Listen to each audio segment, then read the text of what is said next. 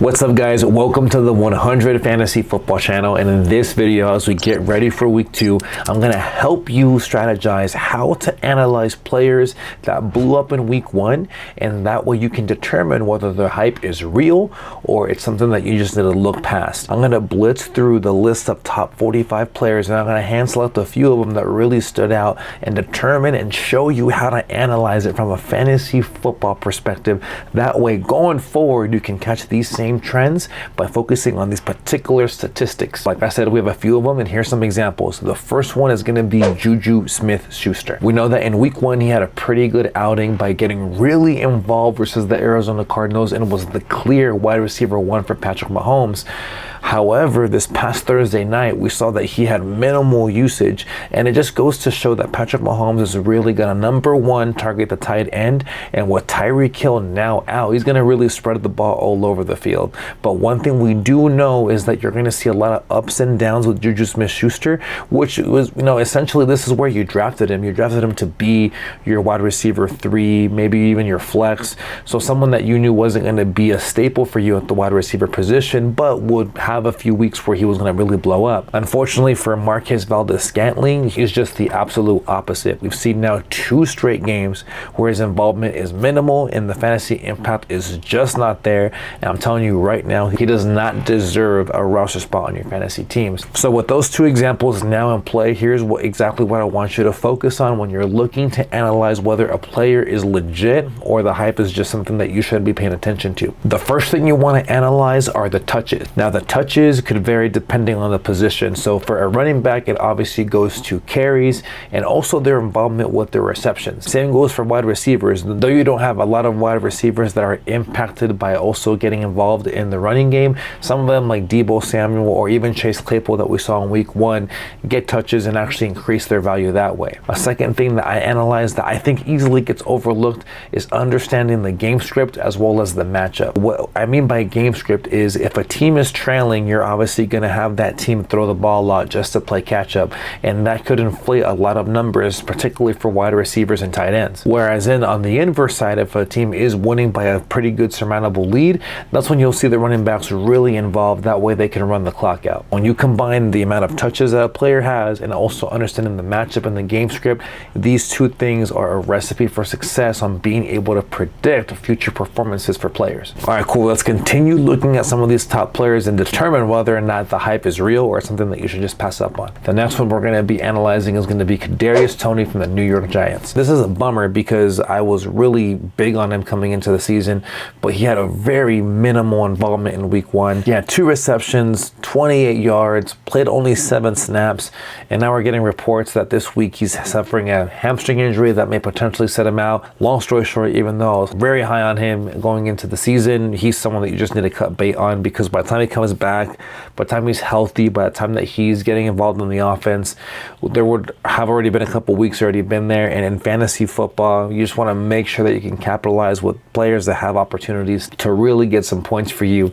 And right now, Kadarious Toney unfortunately isn't one of those players thus far in 2022. So move on from him, and I would definitely hit the panic button if you have him on your roster. Robbie Anderson is next. He is a player that I think you need to buy the hype because, number one, he played 100% of the snaps and really showed that he can still separate himself from the defenders, which in turn took the top off the defense, making him really effective for those deep targets for Baker Mayfield. The next one is going to be Baltimore Ravens wide receiver Devin Duvernay. Now, he had a big game, but he's the inverse of Robbie Anderson. I'm not sold on him one bit, and here's why. He had 4 targets, he had 4 receptions, and of those 4 receptions, he had 2 touchdowns. That in no way is sustainable. That was obviously a chunk of his fantasy points. And if you started him, I mean, good for you. I mean, very, very lucky. But unfortunately, this is something that I have to first see and really based on the numbers, based off the touches. It's something that I don't think you should really buy into. Don't put too much into his week 1 performance just yet. We need to see more of it as well. Now, the next one is going to be veteran Jarvis Landry. He had a pretty interesting day. So Jarvis Landry had 9 targets, 7 receptions, 114 yards. And in the second half, we saw that Jameis Winston was really favoring both his veterans, which was Michael Thomas as well as Jarvis Landry.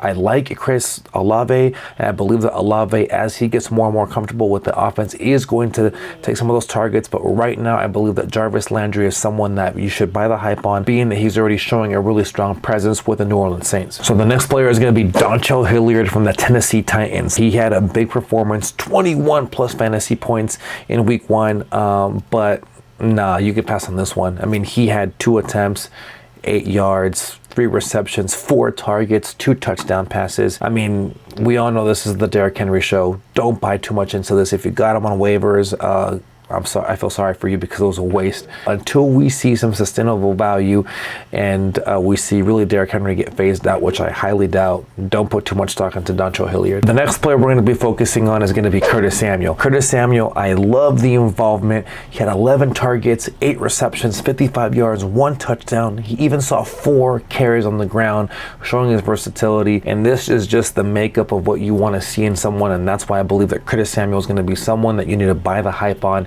especially going into week 2 with a really good matchup. Now, someone I wanted to mention that really wasn't in the top 45 is going to be Michael Carter. Unfortunately, for those managers that invested in Breece Hall, that was kind of a risk, but I would have never thought that Michael Carter would have already cemented himself as one of the main targets for the New York Jets. And really, it was the involvement as well as the amount of snaps he played. In week 1, he played 59% of the snaps. He had 10 carries for 60 yards, 9 targets for 7 receptions for 40 yards, and that resulted in him being the RB14 and really showing that he is going to be really involved in this offense. And these kind of stats really tell me that the team is really invested in him, being that he was so involved in the offense in week 1.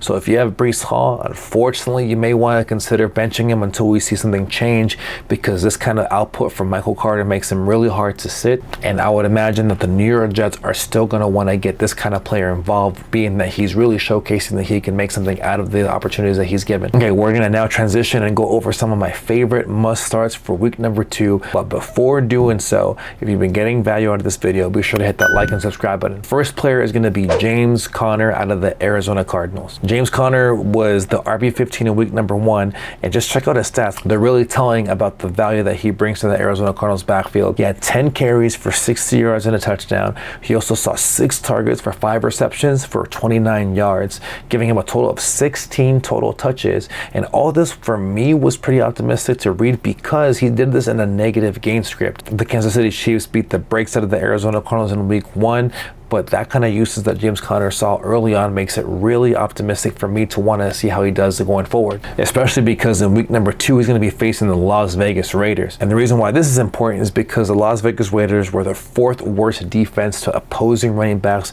on a points per game basis, and they allowed actually 22.7 points in week number 1. And I believe that this kind of recipe will make it easy for James Conner to really thrive in week number 2. One of my favorite wide receivers is going to be Allen Robinson out of the Los Angeles Rams.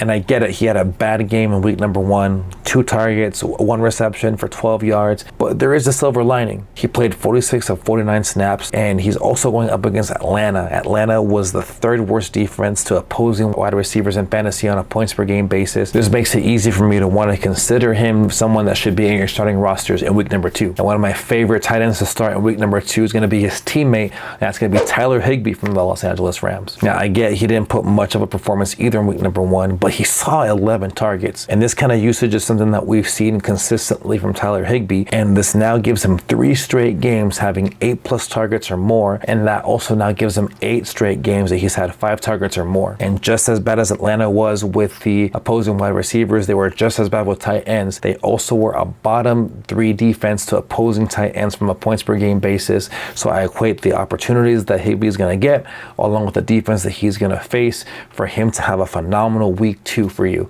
at the tight end position. Well, hey guys, thank you so much for making it to the very end of this video. I hope you got value out of it, and if you did, be sure to hit that like and subscribe button. Be sure to check out some of these other videos, that way you can be successful in fantasy football. And as always, keep it 100.